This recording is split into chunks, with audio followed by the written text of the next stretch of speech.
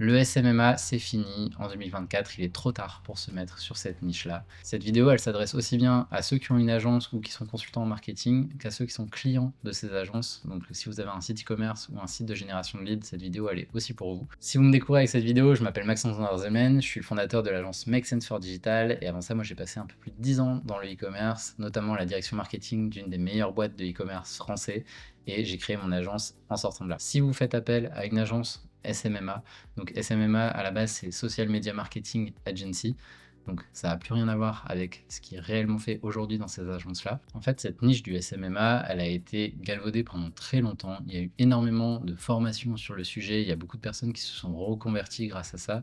Et il y a beaucoup de personnes aussi qui se sont mis en freelance ou qui ont monté leur agence suite à des expériences salariées. Ça a été mon cas. J'ai créé une agence après avoir été salarié pendant près de 10 ans. Et pourtant, aujourd'hui, je pense que le marché est en train de se détruire. Le marché est en train de se structurer, de se consolider. Et donc, c'est normal qu'il y ait une évolution sur ce marché qui n'était pas très mature jusqu'ici.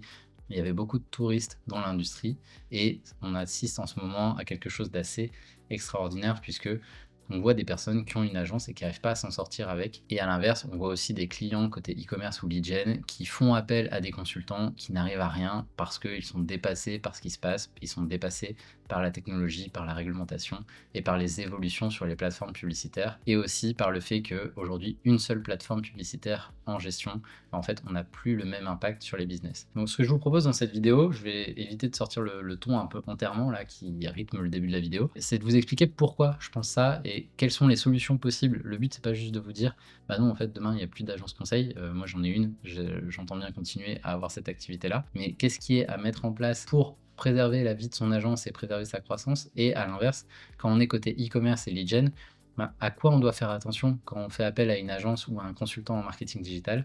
Je suis assez agnostique parce que nous, pour le coup, on refuse les clients qui ne matchent pas nos critères. C'est le cas d'autres consultants et généralement, c'est aussi un bon signe de ne pas prendre tout le monde puisque ça veut dire qu'on sait là où on peut avoir un impact et un levier chez les clients. Donc, que vous soyez en agence et que vous ayez envie de préserver la santé de votre agence ou que vous ayez envie de savoir comment choisir les partenaires de confiance en marketing digital, cette vidéo, elle est faite pour vous. Elle n'est pas scriptée, c'est vraiment mes réflexions popcorn de l'après-midi. Il y a plusieurs éléments en fait qui me chiffonnent dans le monde du SMMA depuis que j'ai découvert ce système-là, avec tout l'infopreneuriat qu'il y a autour, avec toutes les fraudes presque qu'il y a autour de ce monde-là. C'est assez dramatique pour quelqu'un comme moi qui vient du monde du e-commerce. J'avais pas du tout connaissance de cet écosystème-là avant. Et en fait, j'ai mis 3 ans et demi à vraiment bien comprendre ce qui me gênait et je pense toucher quelque chose. J'ai 2-3 bullet points là sur mon papier. C'est pas un script, mais ça va vous donner les billes, je pense, pour comprendre ce point de vue et le marché est en train de me donner raison. Donc voilà, si vous n'êtes pas d'accord avec ce qui va être dit dans cette vidéo, je suis tout à fait ouvert au débat. J'ai pas de boule de cristal, c'est vraiment des impressions, des intuitions que j'ai et qui sont en train de se confirmer. Mais on en débat avec plaisir tant que c'est dans le respect, j'ai aucun problème avec ça. Pour moi, le premier piège dans le monde du SMMA, donc dans le monde des agences marketing, c'est qu'il y a eu pendant très longtemps la notion de niche qui s'est installée. C'est très francophone aussi comme domaine, c'est-à-dire vous ne devez faire par exemple que des créas Facebook ou vous ne devez faire que du media buying. Media buying, c'est l'achat d'espace média, ça n'a plus aucun intérêt en 2024 d'ailleurs. Mais vous ne devez faire qu'une seule chose, vous devez la faire très bien. Ça, à la base, ça avait son sens quand le marché n'était pas encore bien structuré parce que les plateformes publicitaires étaient aussi beaucoup plus complexes, étaient beaucoup plus spécialisées et donc ça demandait une expertise particulière même dans la gestion quotidienne. On était presque des techos, des mécaniciens des plateformes et il fallait un bac+28 pour exclure des mots-clés dans Google Ads selon certains. Bon, c'est jamais aussi complexe que ça, mais ça prenait beaucoup de temps. Ça pouvait remplir facilement des temps pleins et justifier un contrat, par exemple, avec une agence qui ne gère que Google Ads. Ça, selon moi, c'est en train de dépérir très très fortement pour plusieurs raisons. Je les ai déjà évoquées dans certaines vidéos, mais aujourd'hui, le fait d'être sur une seule plateforme pour une agence, c'est être complètement coupé du business réel. Donc, par exemple, si vous avez un e-commerce et que vous faites appel à une agence pour Google Ads, en fait, son levier d'impact, il est que sur Google. Et la performance interne à Google Ads, aujourd'hui, on ne peut plus bien la suivre. Pourquoi? Parce que on a eu la RGPD, la réglementation générale sur la protection des données en 2018, qui nous a enlevé une partie du tracking. Il y a des modélisations qui sont à faire côté plateforme pour vraiment réussir à comprendre la place, par exemple, de Google ou de Facebook. Tout le monde connaît l'API conversion, je pense. Sinon, allez voir sur la chaîne ou sur la chaîne Mavericks à côté, on en parle. Mais aujourd'hui, les intrications, les implications entre les leviers sont vraiment au cœur de la performance. Donc, Aujourd'hui, se dire: «Je vais utiliser Google Ads pour, vous ramener plus 30%, plus 50% ou je ne sais quelles autres promesses à 2 chiffres qu'on peut voir», bah, c'est un peu bullshit parce qu'en fait, on ne peut pas suivre aussi bien que prévu cette performance. Il y a la réglementation d'un côté, il y a les modifications techniques de l'autre, avec Apple qui a été le premier à mettre des verrous sur le tracking des utilisateurs. Là, aujourd'hui, c'est Google Chrome qui va enlever les cookies tiers. Donc tout ça, c'est du verbiage un peu technique qu'on retrouve rarement d'ailleurs à certains niveaux du SMMA, parce qu'il y a beaucoup de débutants dans le domaine, ce qui est un autre souci, même si tout le monde a sa chance, j'ai envie de dire, mais ça reste un métier qui est technique, donc il faut du temps, il faut pratiquer. Cette notion de niche, elle était très bien il y a quelques années. Aujourd'hui, je suis farouchement opposé à ça. La notion de niche, en fait, elle a été galvaudée à plusieurs niveaux. Il y a la niche de plateforme d'un côté et la niche industrielle de l'autre. Donc la niche de plateforme, ça va être par exemple de dire, moi je fais que du Pinterest. Ok. La niche d'industrie, ça va être de dire par exemple, moi je ne fais du Pinterest que pour les marques de déco qui font des luminaires qui mesurent plus de 1 mètre.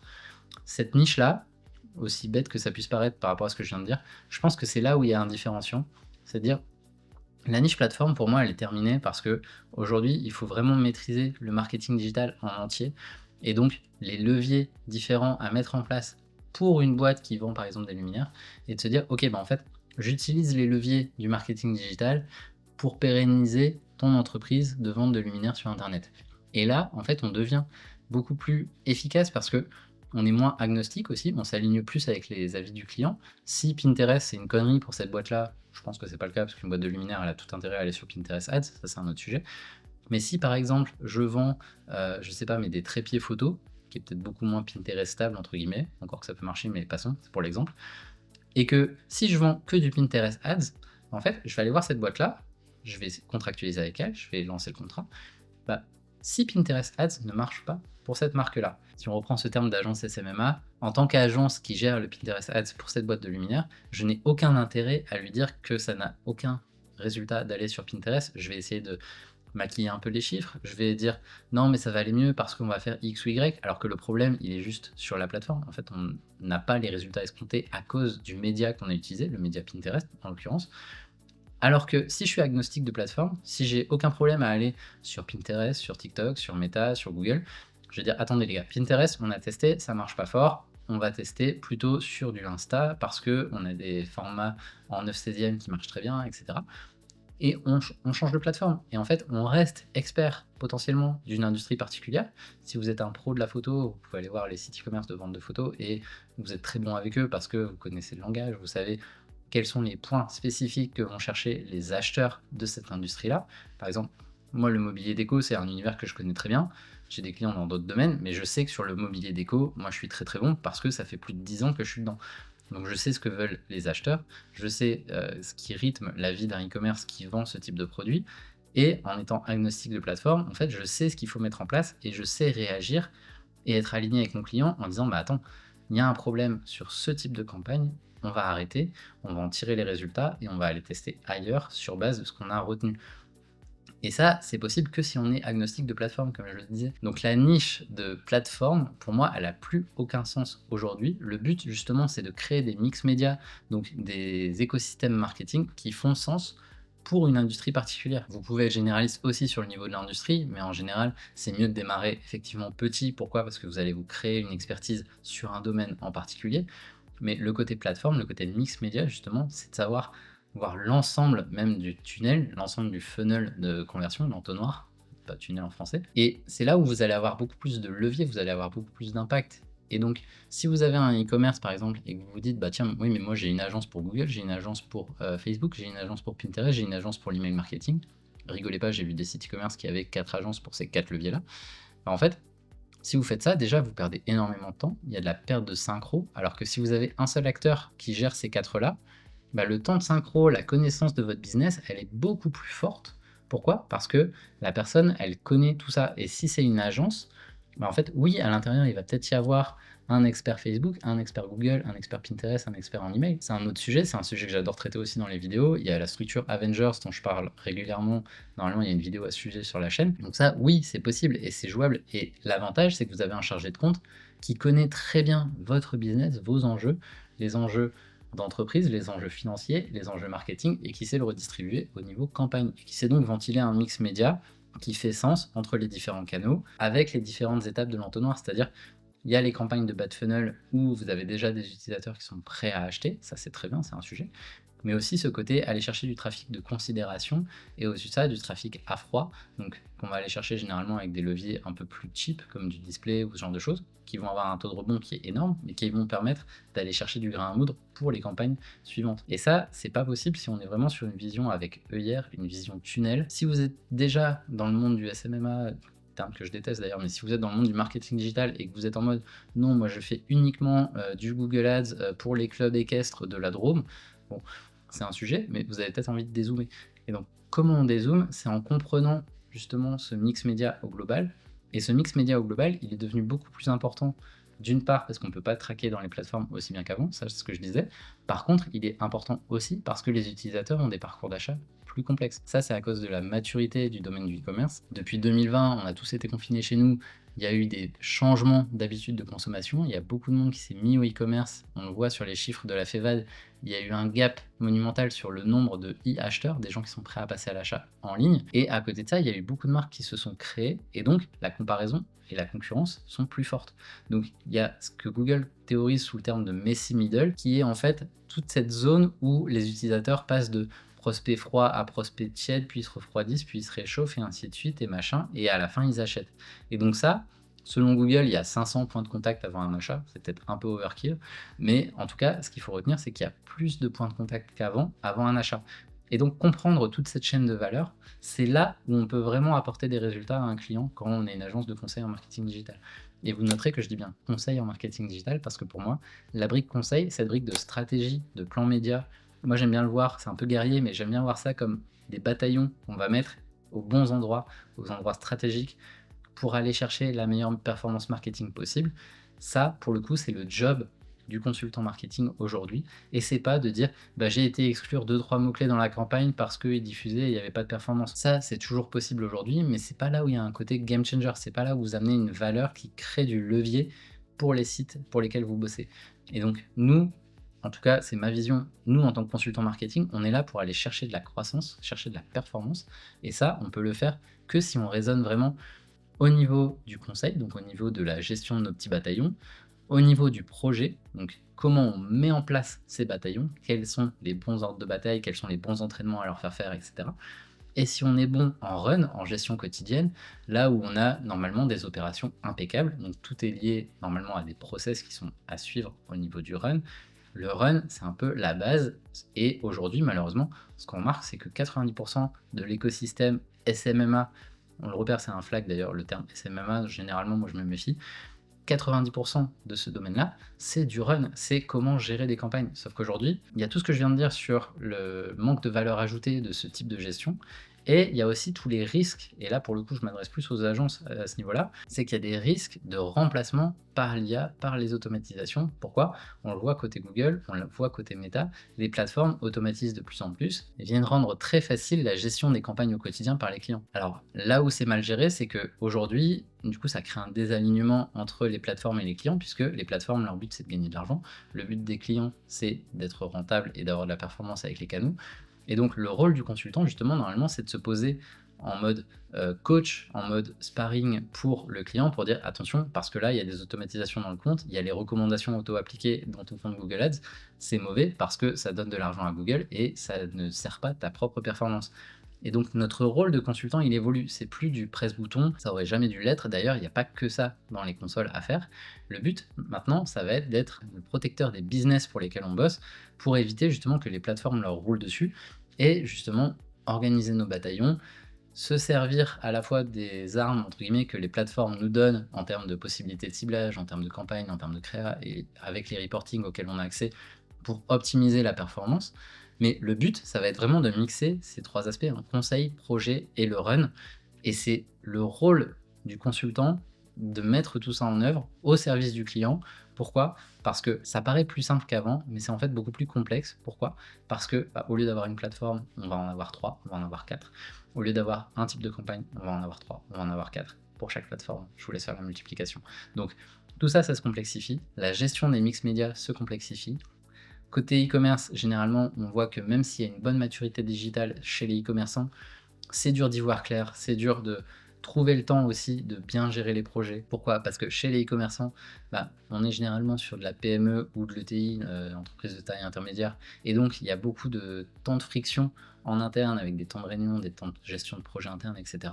Et donc, on a besoin de ces consultants externes qui ne sont pas pollués par la gestion d'un business, pollués dans le bon sens du terme, je dis pas, on a chacun nos métiers pour le coup, mais le but, ça va être de rapporter de l'expertise, d'amener de la bande passante pour tout ce qui est gestion de projet et de potentiellement aider à automatiser cette partie run, mais l'automatiser en étant en charge, en étant en maîtrise du sujet. C'est pas à Google d'automatiser nos Google Ads, c'est pas à Meta d'automatiser nos Meta Ads.